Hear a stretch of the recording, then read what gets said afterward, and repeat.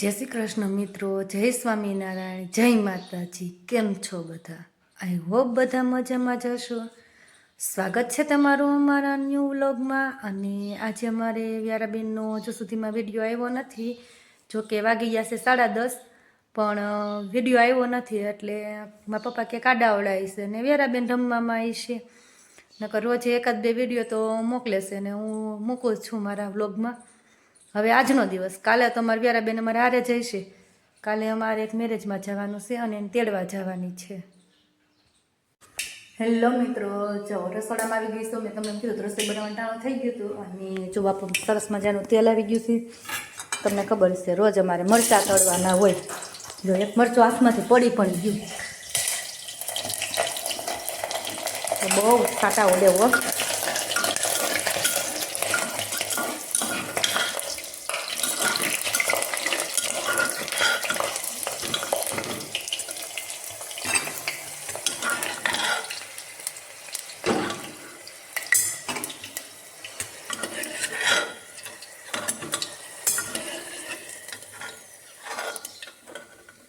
જો સરસ એવા લાલ ને ગ્રીન ને બધી પ્રકારના મરચાં છે, તળાઈ ગયા છે આપણા. હવે આપણે તેની ઉપર હિંગ, જીરું અને મીઠું રેડી દઈશું. જો આ મરચાંને રહેવું જ નથી વાટકામ, પછી ક્યાં રેજો. ચાલો, સરસ મજાના આપણા મરચાં થઈ ગયા રેડી. મરચાં મૂકી દઈએ એક બાજુ. હવે વઘાર કરવાનો છે આપણે શાકનો. તો તેના માટે રાઈ, લીમડો, લસણ થોડીક વાર ચડવા દેવાનું, ગેસ કરી દેવાનો ધીમો. નાખી દેવાની થોડીક હિંગ, થોડીક હળદર, અને પછી આપણે નાખવાના છે વાલ.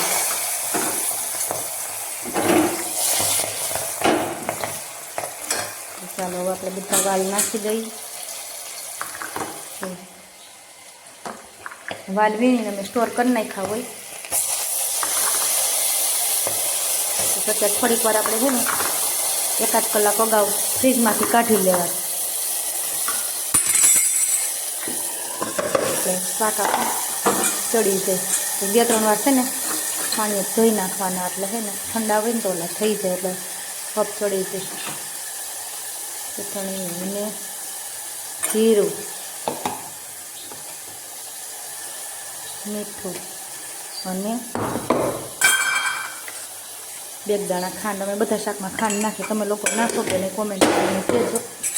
તો મસ્ત એવું જો શાક બનીને થઈ ગયું છે રેડી. ચડી જાય એટલે શાક રોટલી ખાઈ લેવાના. બપોરનું મેનુ આવું છે. જો શાક.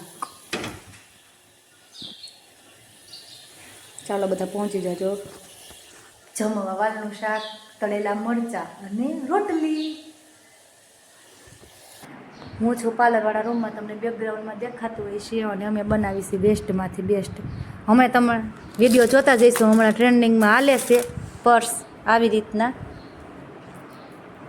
મોતી ખરી ગયા, ભલ ખરી ગયા. હવે અમે બનાવીશું. હવે કેવું બને જાઓ, બધું મટીરિયલ્સ લઈને બેસી ગયા છે. આમ કરો તો જોવો 2 ભાગ બનાવીશું. હવે બની જાય પછી વિડીયોમાં બતાવશું. બને છે કે નહીં એ હજી ખબર નથી, પણ નવરા બેઠા અમે ટાઈમપાસ કરીશું. બને તો ભલે, નહીં તો કાંઈ નહીં. હેલો મિત્રો, જો હું આવી ગઈ છું રસોડામાં. અને આપણે બનાવવાની છે આજે મેથીની ભાજી અને ખીચડી. કાલે હતું બનાવવાનું, પણ કાલે તો તમને ખબર છે પ્લાન ચેન્જ થયો. ટમેટાનું શાક બની ગયું. તો અત્યારે જો બનાવી છે ખીચડી, મેથીની ભાજી ચડે છે હજુ, વઘારી છે.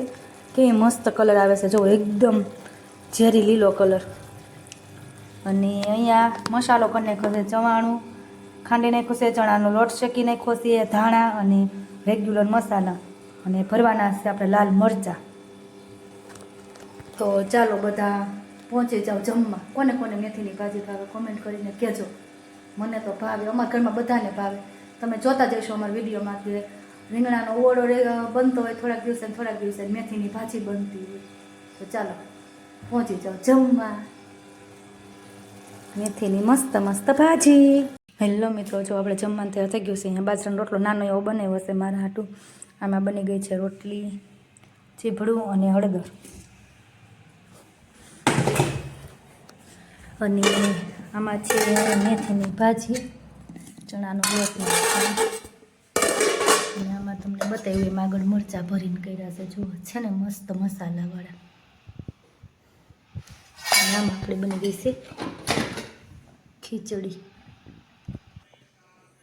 જો તમે બધું જોયું તેમ જમવાનું કરી દીધું છે રેડી. અને જો આ બતાવતા ભૂલાઈ ગયું,